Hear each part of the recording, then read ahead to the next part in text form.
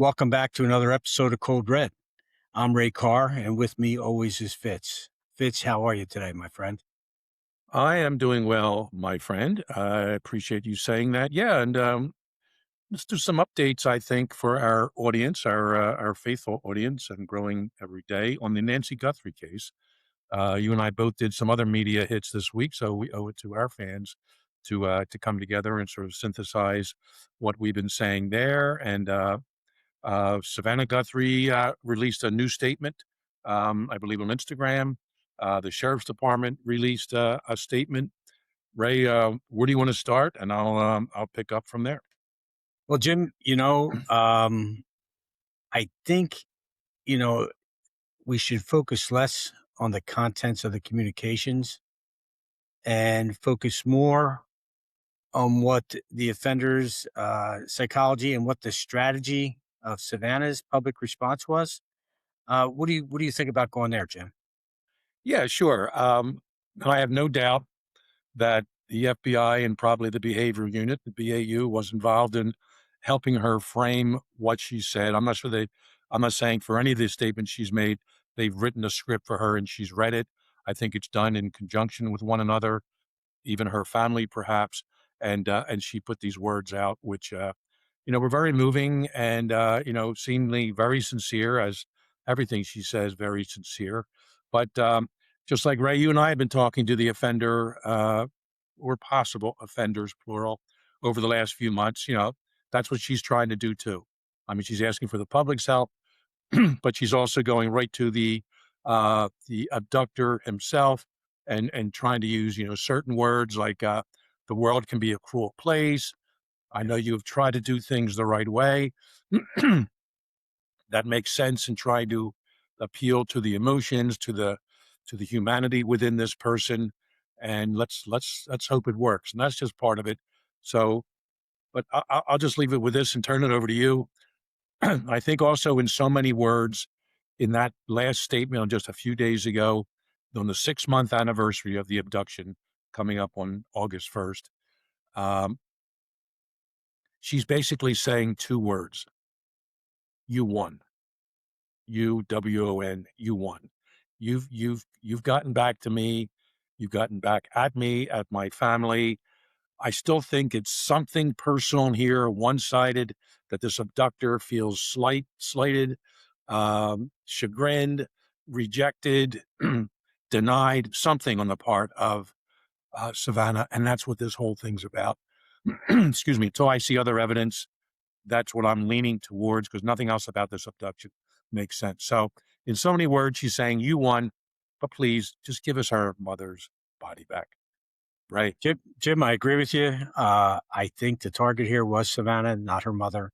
I think the offender or offenders were attempting to get to Savannah through her mother. But I want to, and just for our audience sake here, I just want to touch briefly on the notes. And the big question here is people continually ask, do you think these notes or these communications, I should say, Thank you. Thank you. are authentic? And one thing that I found in this is that the details about the smartwatch and the broken floodlight strongly suggests that the writer of those notes had firsthand knowledge of the crime scene or information that was not yet public. That doesn't necessarily mean that every statement in the communication was true.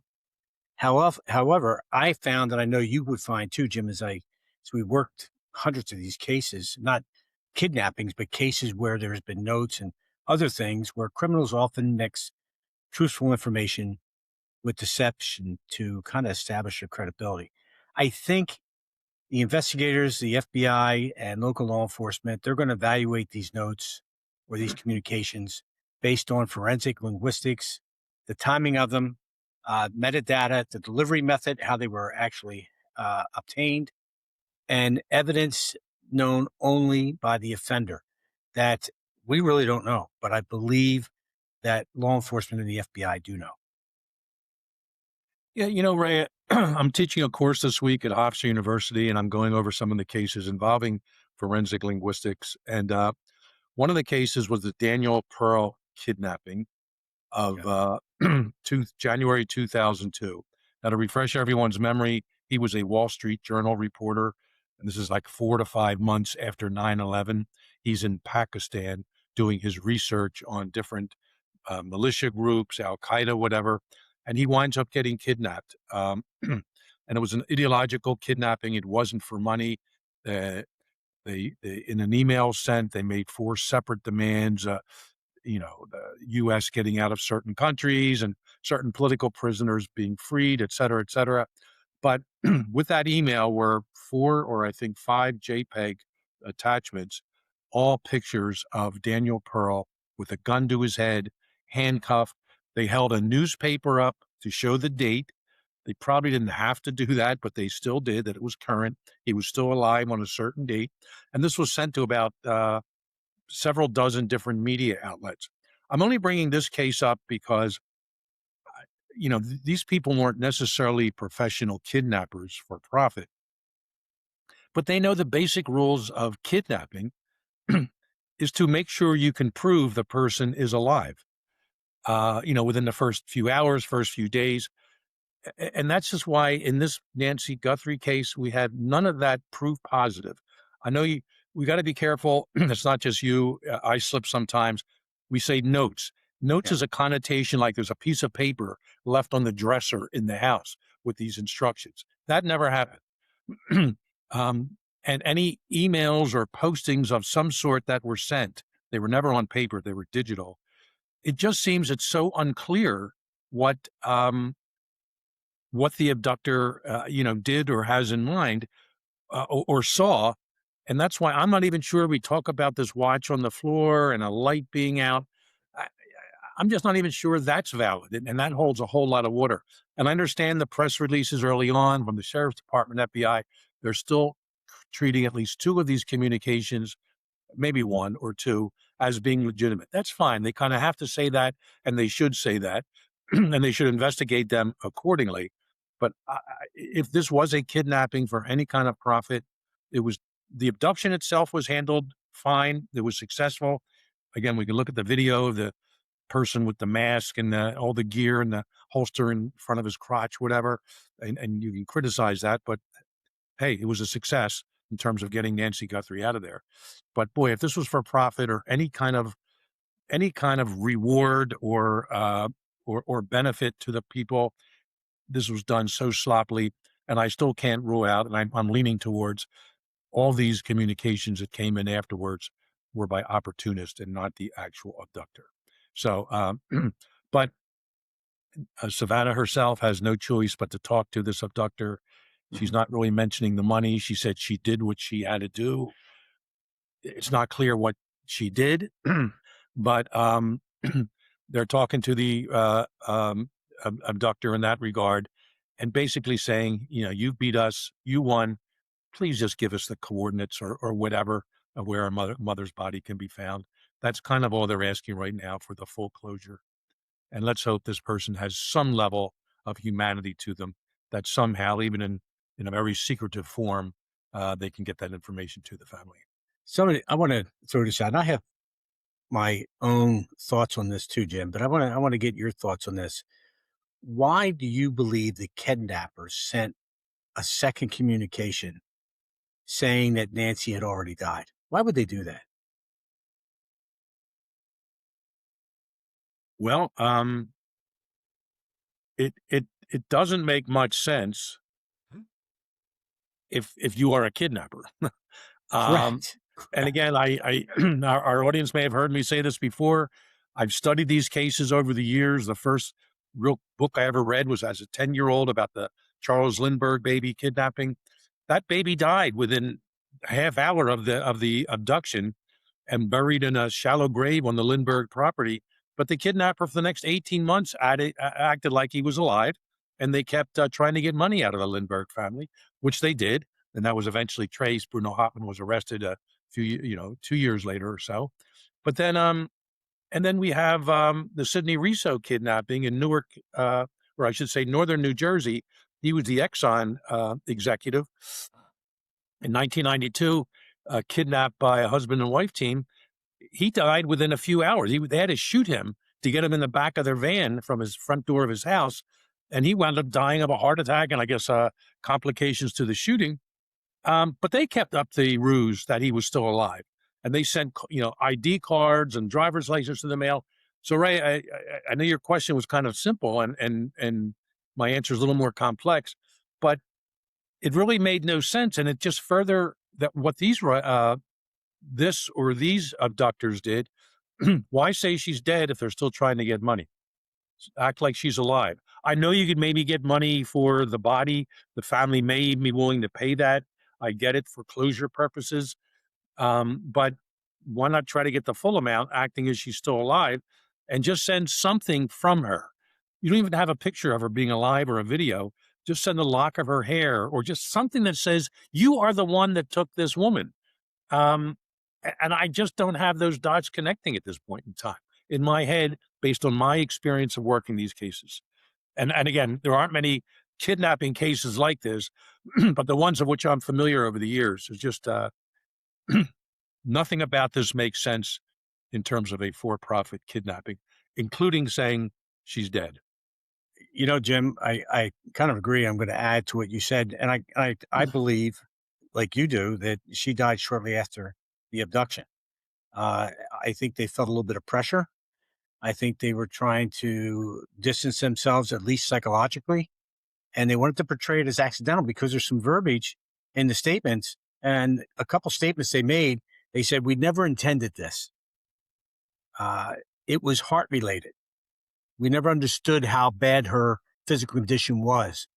And they said to the family, there's nothing that you could have done.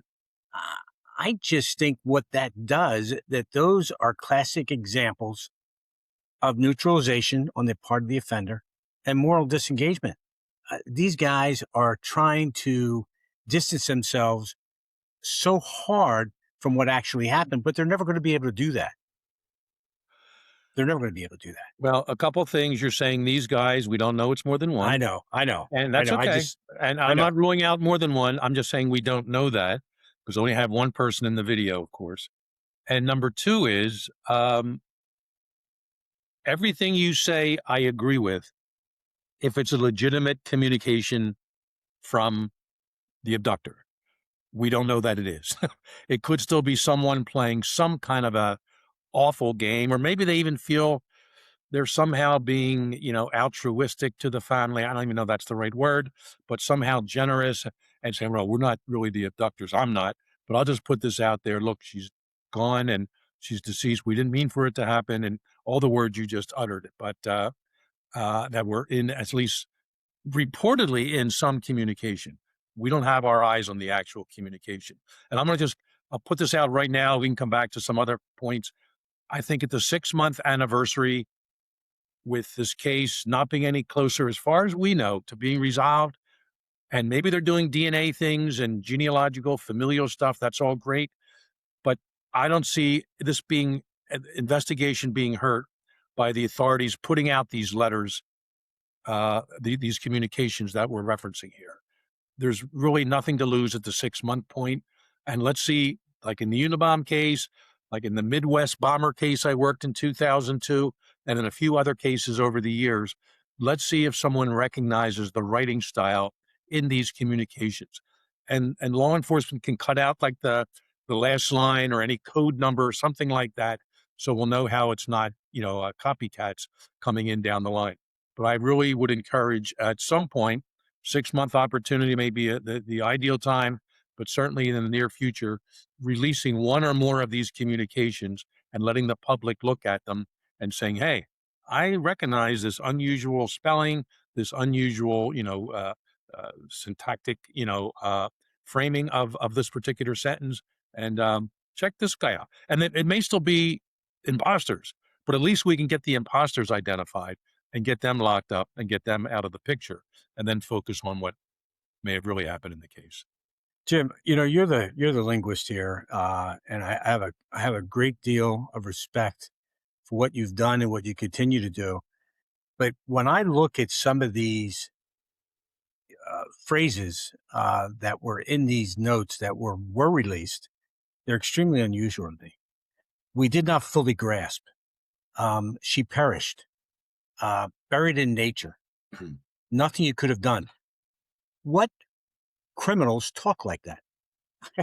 I I don't know any criminals, which makes me wonder. And I'm going to throw this to you: is English not their first language, or was something translated for them? You know what I mean? It's just it doesn't sit right with me. What are your I've been thoughts? asked that a few times, and I am hesitant to render an opinion based on uh, essentially leaks of snippets of sentences. Any linguist out there knows, and I'd be violating the the code of honor if I just rendered an opinion on 3 or 4 words. You know, it was unintended. She died with nature. Should it be she died in nature? And we said this last time: everyone dies in or with nature, no matter how your death occurs. Ultimately, you're in nature. So I am going to be hesitant here. Um, our friend Jim Clemente and I, I know we both Hmm. respect the heck out of him. He sees female language traits in some of those comments, and I don't necessarily disagree with him. And he's kind of asking me as the linguist among us to be a little more demonstrative or specific. I said, Jim, I just can't do that. I'm not saying it's not female oriented.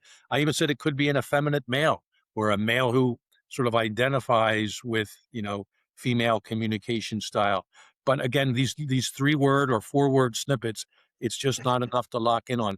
And could it be another language? Sure. I tell you what, you put that whole note out, if the authorities do, that whole communication. Here, I'm slipping. Put that whole communication out.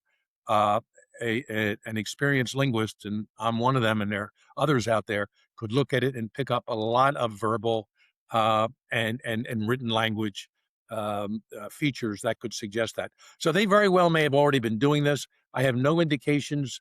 There are no forensic linguists of which I am aware, or at least not practicing forensic linguists, currently in the FBI.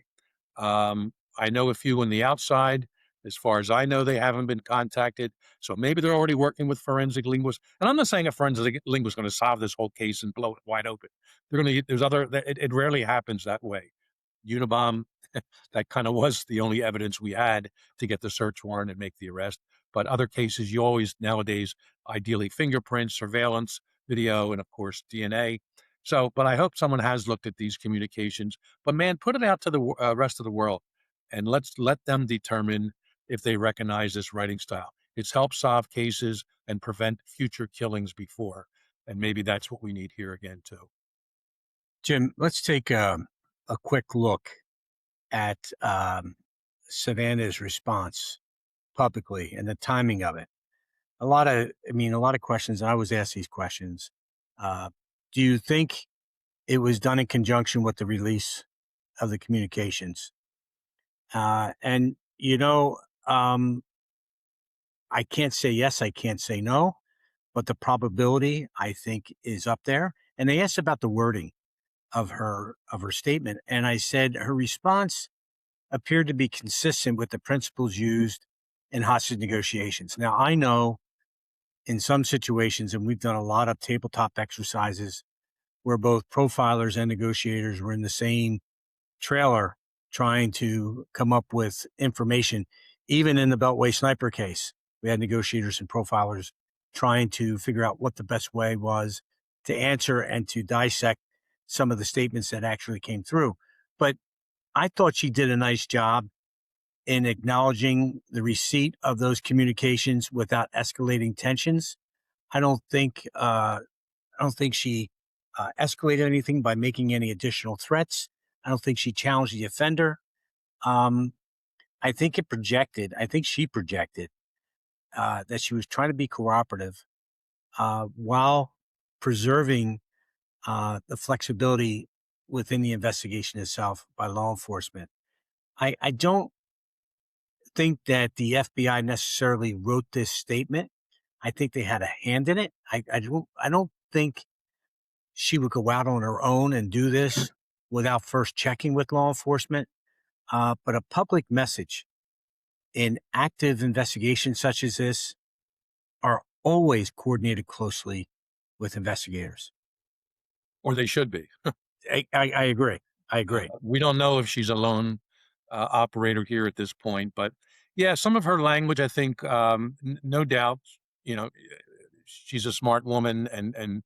and trained in communication, but you know, I think she was really trying to pull at the heartstrings of whoever may know something about this, and maybe not even the abductor himself, but perhaps his mother or a good friend, a partner of some sort.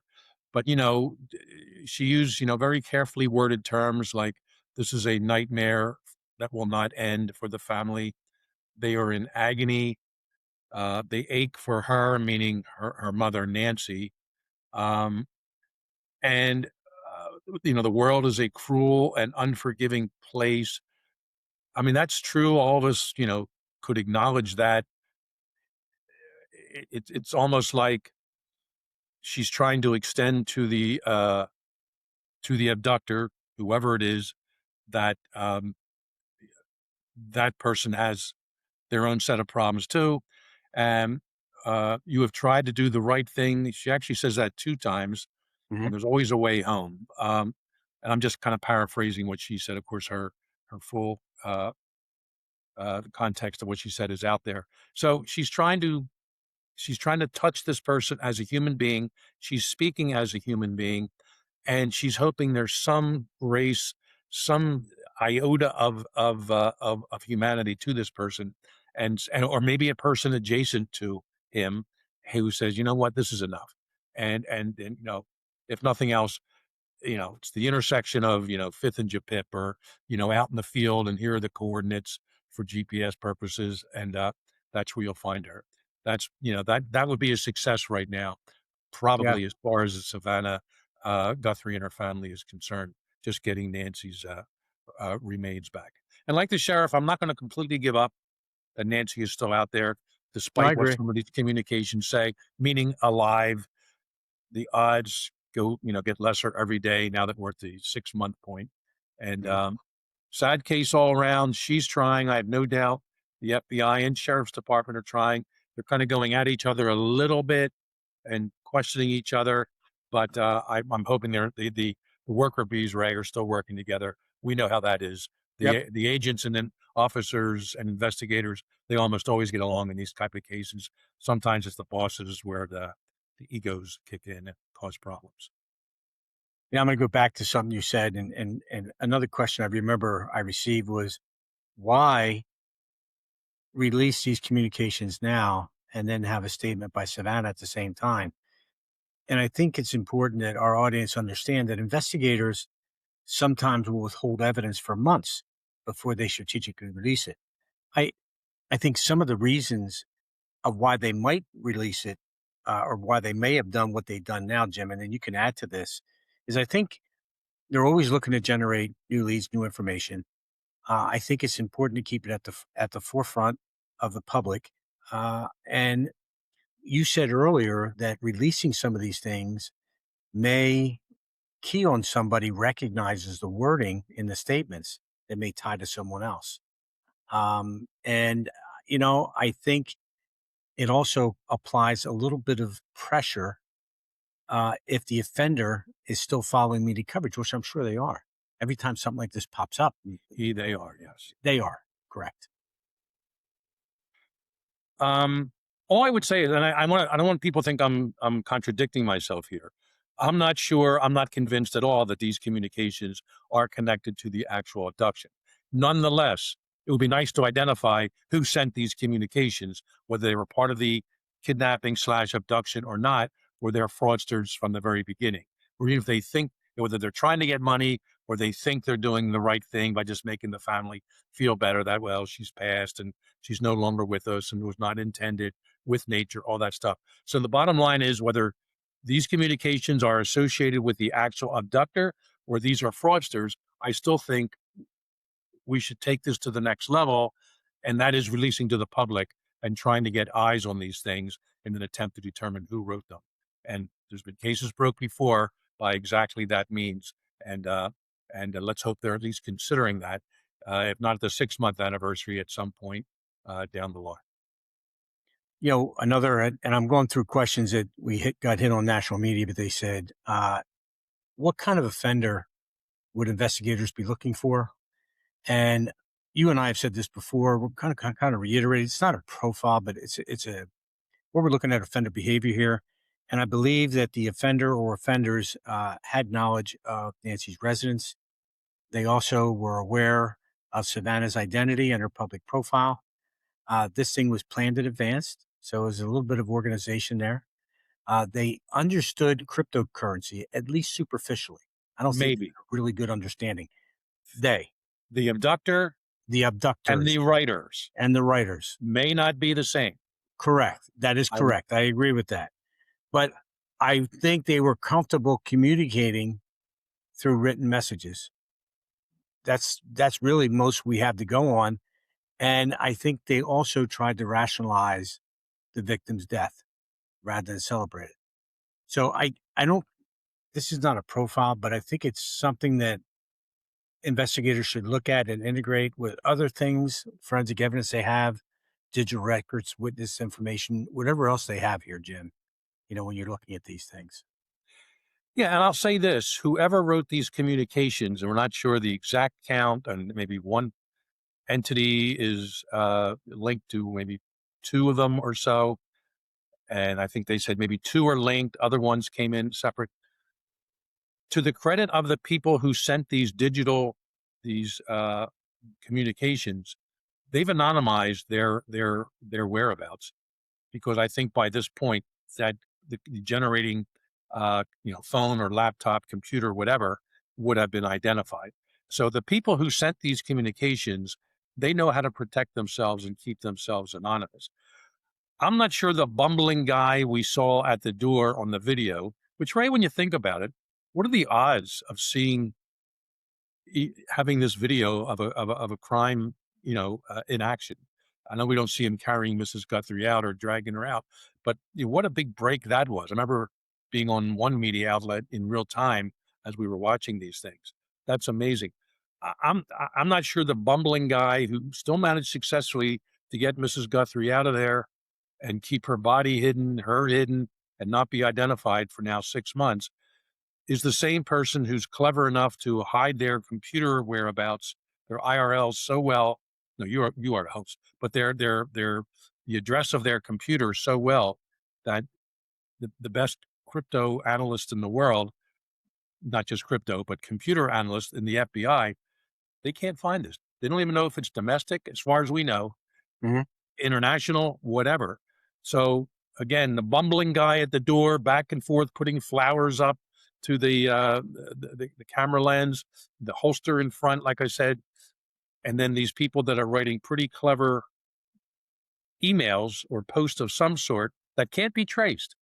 Um, and there's one guy early on that tried it, like in the first week or two, wanted money. They tracked him down within hours in California. He was arrested. I think he's still doing, still awaiting trial. But these other people, if they're working together, separate, they have systems in place on their computers that they just cannot be traced. So I'll give them that level of sophistication.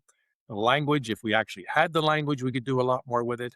We only have snippets from leaks, and we just don't know how accurate it is. So uh, I still bifurcate the abduction and these communications. And until I can link them directly, I'm keeping them separate at this point. But again, Ray, you and I are on the outside. We're not on the Right. inside. Those people know more than we do. And either way, they should try to identify who sent these communications, one or more entities. And if they can't do it through the computer systems, reverse engineering where it came from, consider putting these communications out there in whole, maybe saving one line or something up top or the bottom that only the investigators and the bad guys know, and see if someone else can identify the writing style. I agree, Jim. And, I know our audience wants to know, well, what the heck is law enforcement, the FBI doing behind the scenes? And I'm going to tell you that based upon my experience, and Jim, you can add to this, investigators are going to focus on numerous things. One, and I wish they had Jim to be able to do this, is forensic linguistic analysis. They're also going to look at DNA and fingerprints at the scene. Digital tracing that Jim says they haven't been able to trace yet, but I haven't given up all all hope on that yet. I'm hoping that there's some way to trace those electronic submissions, but they're going to look at the Bitcoin wallet analysis. There's behavior analysis, there's surveillance analysis, review, victimology, geographical analysis, and they're going to examine anyone who had knowledge of the residents and or the family. They're going to look at those things, Jim. I don't know if you have anything you want to add to that, but that's what I see, anyways. Not only the sheriff in Peanut County did an interview with, interestingly, a 17-year-old podcaster out of Canada. And the kid asked him some good questions. And basically, I listened to part of it. And apparently, this DNA, there are multiple, I forget the exact word, but he made it sound like many DNA samples they've attained from the house. And they are in multiple laboratories. And I had that debate in another media outlet. Why multiple laboratories? Why not one? And I agreed with. I was one with Maureen O'Connell, and we agreed that different labs across the U.S., including the FBI, have different levels and layers of expertise, of technology, of experience, and techniques. I mean, everything in there. And I think the focus now is just identifying any DNA in there, running it through CODIS, that's the national database for people that have their DNA in there for criminal purposes, and checking out through these public DNA, family genealogical websites, and trying to get a third or fourth cousin identified. Oh, this matches up DNA wise. This is like a third cousin. They go out and interview those people. Okay, what's your family tree like, going back to their grandparents and seeing who's the wacky person, maybe has a connection to Tucson, Arizona, or used to live there, whatever.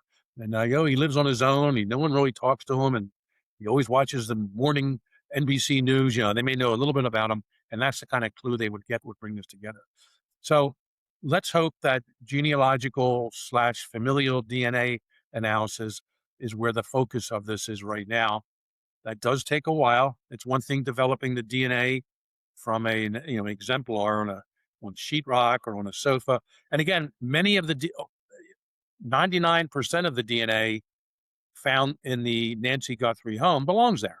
It's hers. It's her family. It's workers, caretakers, you name it, that have been invited in there, allowed there. And we can't rule out that one of those caretakers or workers is the one who took her.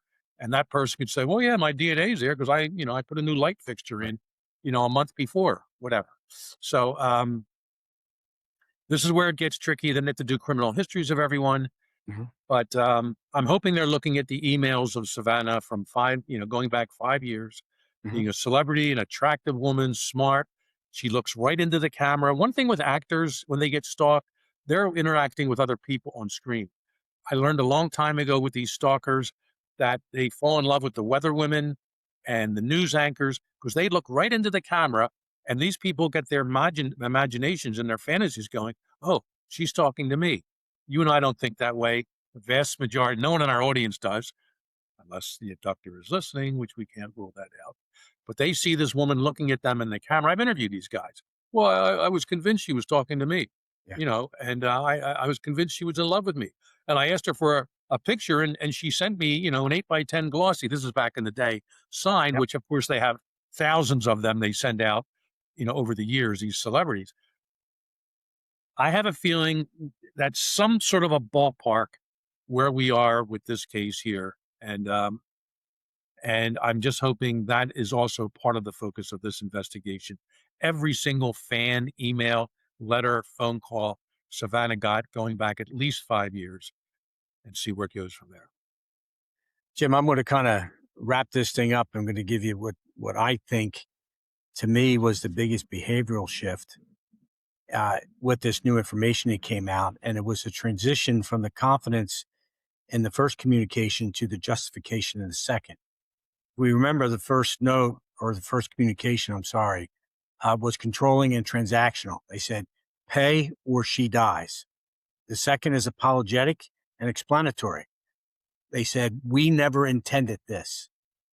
The change, to me, reflects a significant change in circumstances. Now, whether the victim died unexpectedly, or the Nancy died unexpectedly, or the offenders panicked. They recognized that the investigation was intensifying.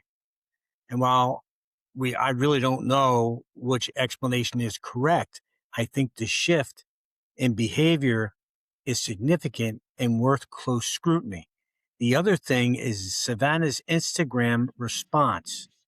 You know, I think it's reasonable to say it's consistent with hostage negotiation principles and that families often coordinated public messaging with investigators during kidnapping cases. Other than that, I mean, there's not much else to run on here, although we did cover quite a bit of ground here, Jim. Yeah, considering there really isn't that much more news in this case, but I felt we owed it to our audience, at the 6-month anniversary, to recapture everything we could here. So I'm glad to do that, and we'll be back on the air within hours if something major breaks in this Sure. case, and we'll do everything we can for our Cold Red subscribers to, in fact, um, um, help them understand this as best we can. Mhm. As a reminder, yeah, there's very few of these types of cases in our country's history, and I don't think anyone maybe working in law enforcement today has ever worked this kind of abduction. Um, if it is a kidnapping, they're the rarest of the rare, but certainly an abduction such as this. So it's a lot of people, in brand new territory out there, uncharted lands, working this investigation, and let's just hope they're getting it right. I agree, Jim. All right, why don't we take off from there? I want to thank everyone for listening to this episode of Cold Red. We're going to continue this conversation on our Cold Red podcast Reddit page. So let us know your thoughts, plus Patreon channel for exclusive case breakdowns. Uh, so please subscribe to Cold Red Podcast mailing list and follow us on all Cold Red Podcast social media platforms, and check out our blog at coldredpodcast.com. We'll be back next week with another episode of Cold Red. Until then, stay safe, be aware of your surroundings. It may save your life. Thanks again to our producers, Matt Robinson, Matt McLaughlin, our music coordinator, Rick Schilling. Thanks as always, Ray, to you. I'm Jim Fitz signing out, and everyone, we will see you next time on Cold Red.